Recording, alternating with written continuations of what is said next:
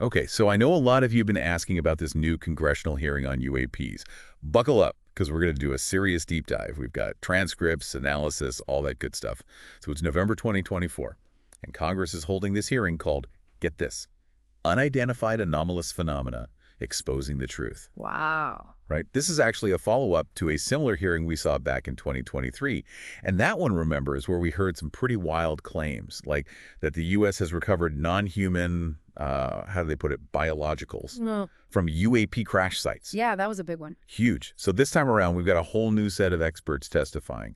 But I got to say, the intrigue is just as high. It's interesting, isn't it, how this whole topic has gone from the fringes to the halls of Congress. What happened in 2023 really put UAPs on the map. Yeah. It did. It totally did. Yeah. Seems like they're finally trying to get to the bottom of all this. So let me introduce our expert witnesses for today's deep dive.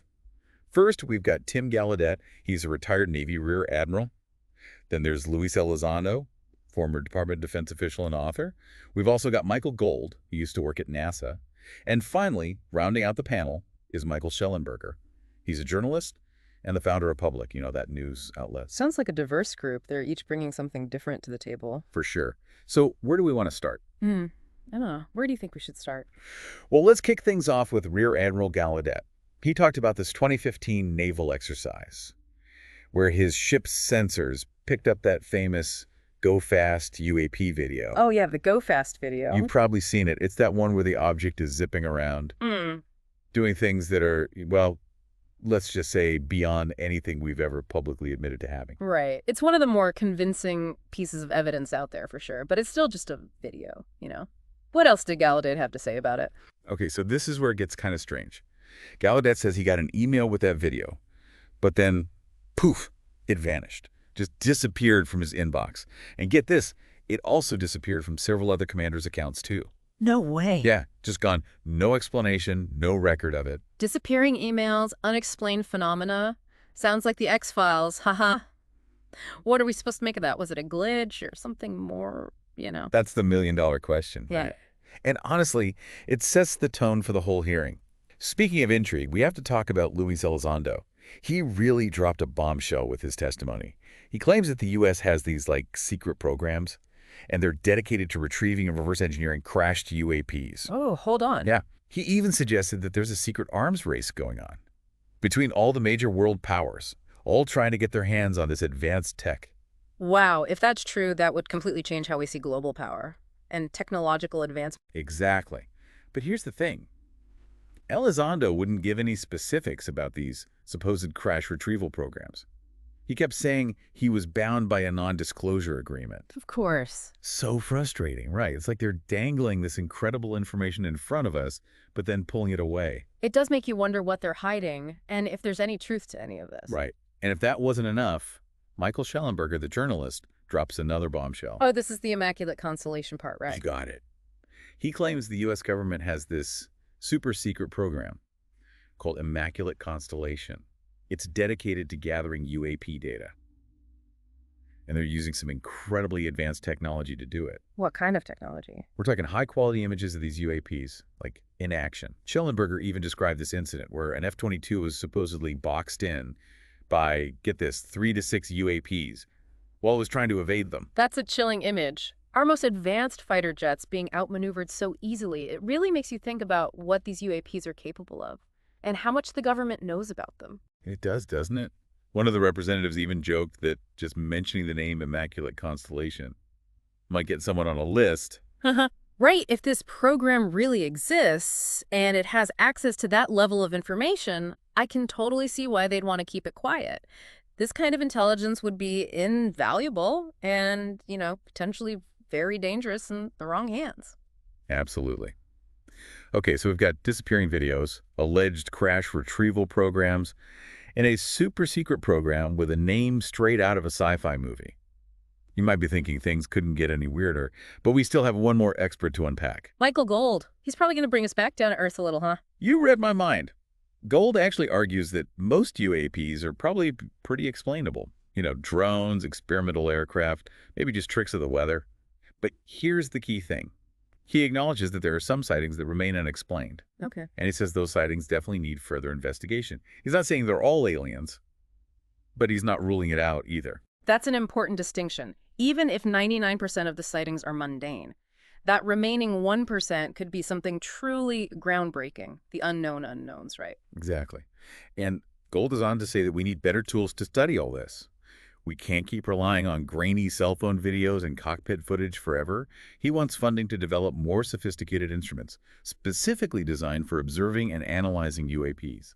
It does seem like we're using pretty basic methods. Yeah. To study something potentially very advanced, you wouldn't study the human genome with a magnifying glass, right? Exactly. And that's what makes this hearing so fascinating. We've got people like Elizondo talking about reverse engineering alien tech.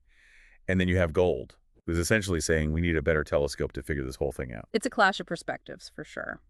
But both sides are pushing for a deeper understanding. They are. Okay, before we wrap up this part of the deep dive, I want to circle back to something Elizondo said in his closing statement.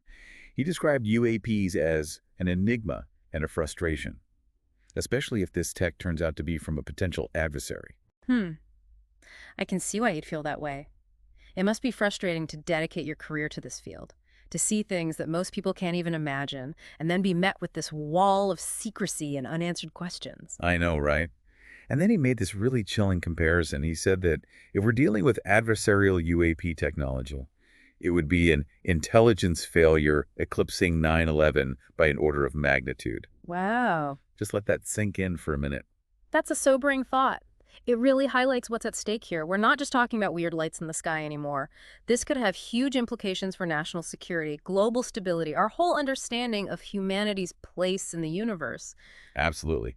So there you have it, part one of our deep dive into this incredible congressional hearing. We've covered a lot, but we've only just scratched the surface. It's crazy to think how long this has all been going on. For decades, people have been talking about UFOs. But now it seems like the whole conversation is getting more serious, more scientific, with this whole UAP thing. And it feels like that shift didn't just happen overnight. There have been some attempts over the years to bring some order to all this chaos. Oh, absolutely. It seems like everyone's finally realizing we can't just ignore these sightings anymore. So back in 2022, the government established this thing called the All-Domain Anomaly Resolution Office, or AARO for short. Oh, sounds something on a spy movie, huh? Right. So basically, they're the central hub for all things UAP. They gather reports from the military, the FAA, even civilian pilots.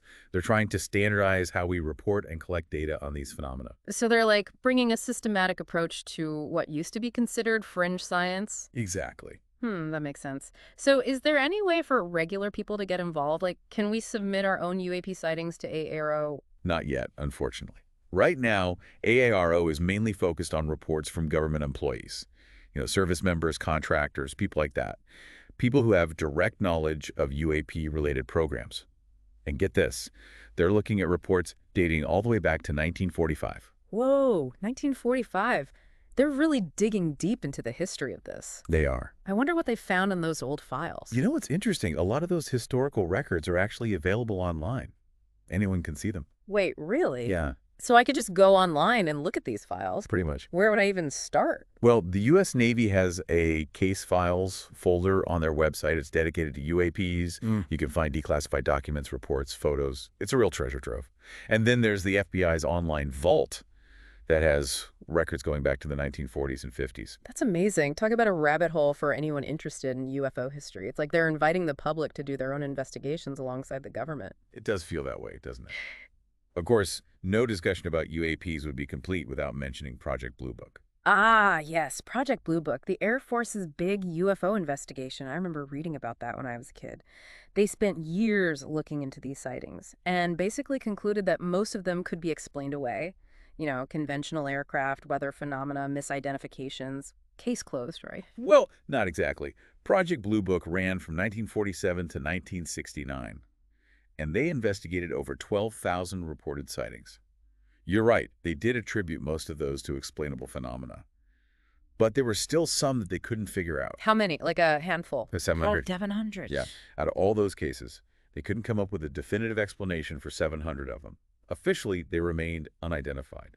That's a lot. Makes you wonder what they might have found if they had the technology we have today. I know, right? And even though the Air Force insisted that none of those unexplained incidents posed a threat or suggested technology beyond our current understanding, those unsolved cases continue to fuel speculation and intrigue. And they feed right back into the discussions we're having now. Those fundamental questions are still there. What are these things? Where do they come from? Are we alone? Those questions are just as relevant today as they were back then. Absolutely. And maybe, just maybe, with all the renewed interest in UAPs and the resources being dedicated to this topic, we'll finally get some answers.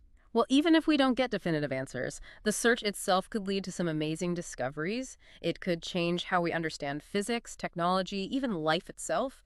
Who knows what we might find along the way? It's true. This isn't just about identifying some objects in the sky. It's about expanding our understanding of the universe and our place in it. Exactly. But let's bring it back to this hearing for a second. We've talked about the history of UAP research, the government agencies involved, even the possibility of secret programs. But where does all this fit into the bigger conversation about UAPs? That's a great question. I think this hearing, with all its different perspectives and revelations, really highlights where we're at in our understanding of UAPs. It feels like we're on the edge of something big, a turning point in how we approach this whole phenomenon. I agree. For a long time, this was a fringe topic. People dismissed it as fantasy or conspiracy theories, but now, with credible witnesses coming forward, congressional hearings, dedicated government offices like AARO, it's clear that UAPs are being taken seriously. It's about time, don't you think? The stigma surrounding this topic has held back serious scientific inquiry for too long. But thanks to people like Michael Gold, who are advocating for better funding and technology to study UAPs, things seem to be changing. Yeah, Gold's point about the need for better data is crucial. We can't just rely on blurry videos and anecdotes. If we want to really understand these things, we need hard data, rigorous analysis, a truly scientific approach that's free from bias. Right. You know what I find so fascinating about all this is that it touches on so many different areas. National security, technology, our understanding of the universe, even our philosophical views on humanity's place in the cosmos. It's like this big interdisciplinary puzzle, and the pieces are scattered everywhere. It really is. It's a puzzle that we need to solve. And don't forget those hints of cover-ups and secret programs, the fact that Elizondo couldn't talk about crash retrieval programs, the rumors about Immaculate Constellation. It all adds to the mystery, makes you wonder what else is out there. It does, and that's what makes this deep dive so exciting. It's about more than just mysterious objects in the sky. It's about searching for the truth, challenging our assumptions, and the potential for discoveries that could completely change how we understand the world. Well said. It's a reminder that there's still so much we don't know about our own planet and the universe, and that the search for answers, for understanding, is one of the most human things we can do. Absolutely. So as we move into the final part of our deep dive, I think it's important to consider what all this means for you, our listener. What are the key takeaways? Well, I think the biggest one is that the conversation about UAPs has changed. It's not taboo anymore, and there's this growing movement pushing for transparency and real scientific investigation. We're seeing firsthand accounts, government investigations, and scientists all coming together, and they're all pointing to the fact that something truly extraordinary is happening. We've heard from witnesses, we've talked about secret programs, and the need for real science. It's a lot to take in, I know. If you're feeling overwhelmed, you're not alone. So where do we go from here? It's easy to get lost in the weeds, all the different stories and claims, but I think we need to step back and look at the big picture. What if even a small part of what we've talked about today is true? What would that mean? Okay, yeah. What are the implications here? Let's think about it. What if Elizondo is right? What if the U.S. is actually reverse engineering alien tech? That would be a huge shift in scientific progress. It would change everything. We could see breakthroughs in energy, propulsion, materials science, things we can't even imagine right now. It's mind-blowing, a world with technology based on principles we don't even understand. Exactly, and it would raise some serious ethical questions. Are we ready for this kind of power? Do we even have the right to try and control something we don't understand? And what about global power?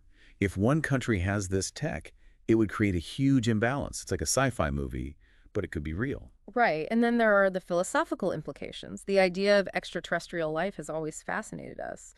But to have proof, to know we're not alone, that would change everything about how we see ourselves and our place in the universe. It really makes you question everything, doesn't it? It does. That's why we need to approach this with an open mind, but also with a healthy dose of skepticism. We need to think critically about the information we're given, question our assumptions, and be open to different perspectives. We can't just believe everything we hear. We need to look at the evidence, weigh the arguments, and come to our own conclusions. But even then, we have to remember that the truth about UAPs is still out there. This is an ongoing story. New information is always coming out. It's important to stay informed, stay engaged, and stay curious. So as we wrap up this deep dive, what are some key takeaways for our listeners? What should they be thinking about?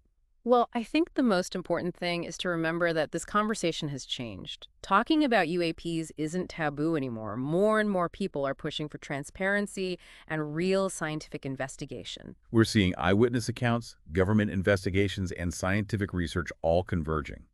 It all points to the fact that something truly extraordinary is happening. And while we might not have all the answers right now, it's crucial that we keep searching for them. It challenges us to think bigger, to question what we know, and to face the unknown. This is about more than just objects in the sky. It's about understanding our place in the universe, pushing the boundaries of science and technology, and grappling with what it means to be human in a universe that might be full of life. So keep an open mind, stay curious, and don't be afraid to ask questions. The truth is out there. And maybe one day, we'll be the ones to find it. Thanks for joining us on this deep dive. Until next time, keep looking up.